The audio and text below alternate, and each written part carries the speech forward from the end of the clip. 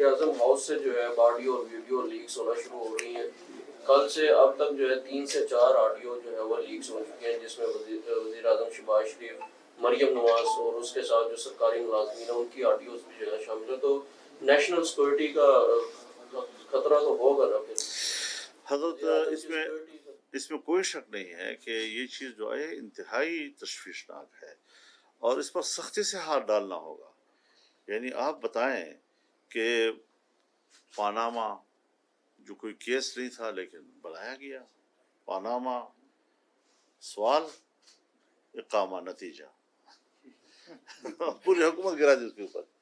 Dawn leaks کی بات کتنا بڑا ایشو بنا گیا. وزیر اعظم ہاؤس سے ایک جملہ باہر کیسے گیا ہے، اور آج وہاں کی آڈیوز کال سامنے آ رہی ہیں، ریکارڈنگ ہو رہی ہے اس کی.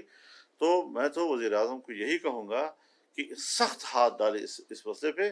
کس نے یہ ہیک کیے ہیں ہمارے وہاں کے گفتگو کو، تو اس پر ہمیں ریاستی سطح پر ہمیں مضبوط ہاتھ ڈالنے پڑے گا اور اس کے خلاف مضبوط کارروائی ہونی چاہیے. میں حکومت میں ہوتے ہوئے اس بات پر پریشان ہوں، اور جو جنگ ہم اندر لڑ رہے ہیں وہ میں آج آپ کے سامنے بیان بھی نہیں کر سکتا کہ ہم کیا موقف رکھتے ہیں اس حوالے سے. اور لیکن کیا مجبوریاں ہیں، کس طرح ہمیں جکڑا گیا ہے اس نیٹ ورک کے اندر کہ جس میں ایک پوری ریاست کو بے بس کر دیا گیا ہے. یہ ساری چیزیں ایسی ہیں کہ جس سے ہمیں نکلنے کے لیے ایک قومی یکجہتی کے ساتھ، یہ میں آپ کو واضح کر دینا چاہتا ہوں. لیکن پھر جب آپ کی حکومت آئے گی تو یہی مشکل آپ کے لیے ہوگی. تو میں نے اس کو بھی یہی مشورہ دیا تھا کہ آپ جو عنوان لے کر میدان میں آ رہے ہیں یہ کہیں آپ کے اپنے گلے نہ پڑ جائے گی. اور وہی کچھ اب ہو رہا ہے کہ وہ ہمارے اپنے گلے پڑ رہا ہے. تو سب سے پہلے آتا ہے سیاسی عدم استحکام، اس کے بعد آتا ہے معاشی عدم استحکام. سیاسی عدم استحکام پاناما کے ذریعے لایا گیا اور معاشی عدم استحکام عمران خان کے ذریعے لایا گیا. اور جب یہ دونوں مرحلے اگر مکمل ہو جاتے ہیں تو پھر ریاست کی ناکامی پہ جا کر نتیجہ پہنچتا ہے. اب آپ مجھے بتائیں کہ ایک کھلنڈرا اگر ملک کی سیاست میں آتا ہے تو پوری سیاست کی اصطلاحات کو تبدیل کر دیتا ہے. اب ہم نے ہر بات اس پہ کرنی ہے، وکٹیں گرانا. پتہ نہیں آپ کو تو وہ الفاظ آتے ہوں گے، مجھے تو یہ الفاظ بھی نہیں آتے ہوں گے. بس ایسی تو اس قسم کی کھلنڈرا سیاست پاکستان میں آ گئی ہے کہ ہماری سیاست کی ٹرمینالوجیز کو اس نے تبدیل کیا ہے. پھر اس کے پیچھے نوجوان نسل کو لگانا یا یہ سوچنا کہ ہماری نئی نسل، وہ تو گمراہی کا راستہ ہے، وہ تو ضلالت کا راستہ ہے. اور کہتا ہے میں ریاست مدینہ. ریاست مدینہ میں کوئی ایک قانون سازی تو شریعت کے مطابق دکھا دیتے نا، ایک قانون سازی، بس میں آزادی دلا رہا ہوں آپ کو. غلام ابن غلام اپنے اسٹیٹ بینک کو بیچ دیا، IMF کو آپ نے دستاویزات دے دیے. ابھی آپ نے امریکہ کے خلاف کا وہاں میرے خلاف سازش ہوئی ہے، اور امریکہ کے خلاف سازش کے بعد امریکہ ہی کے اندر آپ نے ایک فرم کو ہائر کیا ہے لابنگ کے لیے.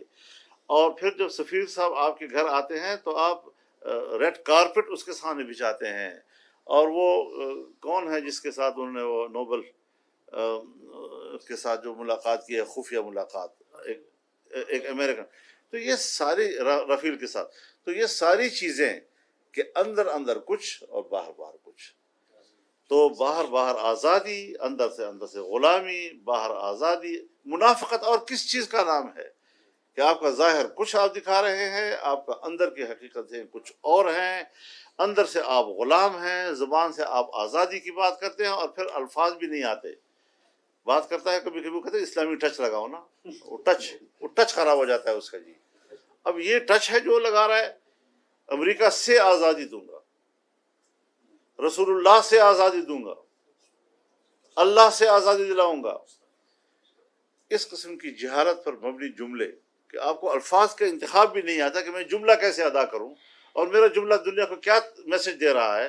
تو اس قسم کی جاہلانہ قسم کی گفتگو ہم روزانہ جو ہے اور وہ سنا رہا ہے لوگوں کو، اور لوگ اس کو سن رہے ہیں. ایک طبقہ ہمارے ہاں ہے جو اس قسم کی چیزوں کے پیچھے دوڑتا ہے. تو رد عمل میں ہمیں صحیح رد عمل دینا چاہیے. مہنگائی ہے، بڑی ہے، جو بھی اس کے اسباب ہیں، لیکن اس کا یہ معنی نہیں ہے کہ ہم اس مہنگائی پر رد عمل دے کر پرانے تجربہ شدہ کے پیچھے لگ جائیں گے کہ جس نے ملک کو آلریڈی تباہ کیا اور یہ سارے نتائج ابھی ہم اسی کے بھگت رہے ہیں اس وقت تک۔ تو 3.5 سالوں میں جو خرابیاں لائی گئی ہیں، آپ کہتے ہیں 3.5 مہینوں میں ٹھیک کیوں نہیں ہوں گے؟ تو ابھی تو اس کے اثرات جا رہے ہیں۔ اب پاکستان میں آپ چیزیں لائیں، انویسٹمنٹ لائیں، جو ہمارے ملک کے اپنے وسائل ہیں اور جو اپنی نعمتوں سے اللہ نے ہمیں نوازا ہے، ان کو ہم حرکت میں لائیں، ان کو ہم استعمال میں لائیں تاکہ ملک کے اندر اکانومی کو اٹھا سکے۔ ایک بات ذہن میں رکھیے، یہ جو اس وقت حکومت ہے یہ قلیل المدت حکومت ہے۔ یہ وہ حکومت نہیں کہ آپ سمجھے کہ منتخب ہے 5 سالوں کے لیے اس نے۔ تو قلیل المدت حکومت میں ہمارا مشورہ اپنی حکومت کو یہی ہے کہ آپ میں بھی قلیل المدت منصوبے بنانے ہیں۔ اگر آپ نے طویل مدت منصوبوں کی طرف چلے گئے تو پھر یہ جو لوگوں کی فوری مشکل ہے اس پر قابو پانا آپ کے لیے مشکل ہو جائے گا۔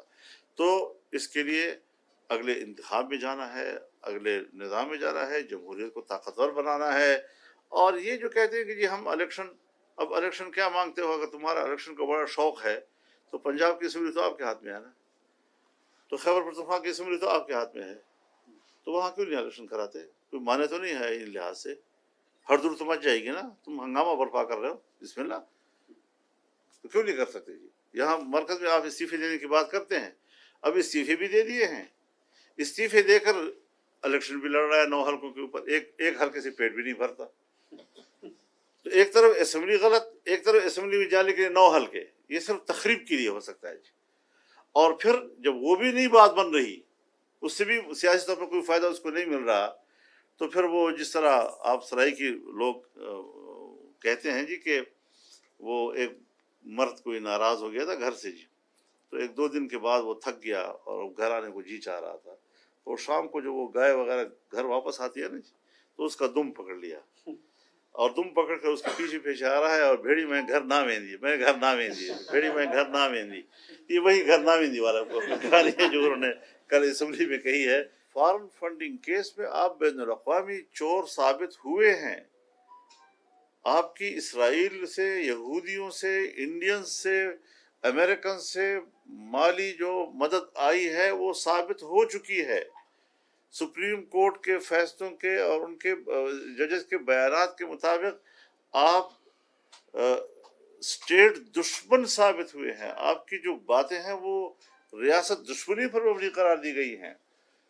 پھر ایسے آدمی کو دوبارہ حکومت ملے؟ اگر اب مجھے حکومت ملی تو میں غلطیاں نہیں دہراؤں گا۔ بابا آپ نے غلطیاں نہیں کی، صرف آپ نااہل ثابت ہوئے، اور اب جب آپ نے اقتدار سے باہر آ کر ہر ہفتے کے بعد ایک نیا موقف لیا، آپ کسی ایک موقف پہ نہیں ٹھہر سکے، تم نے روز ایک نیا بیانیہ دیا اور نئے بیانیے پھر اپنے آپ کو مظلوم بنانے کی کوشش کی، اور ہر بات میں آپ جھوٹے ثابت ہوئے۔ تو اس طریقے سے سیاست نہیں ہوا کرتی۔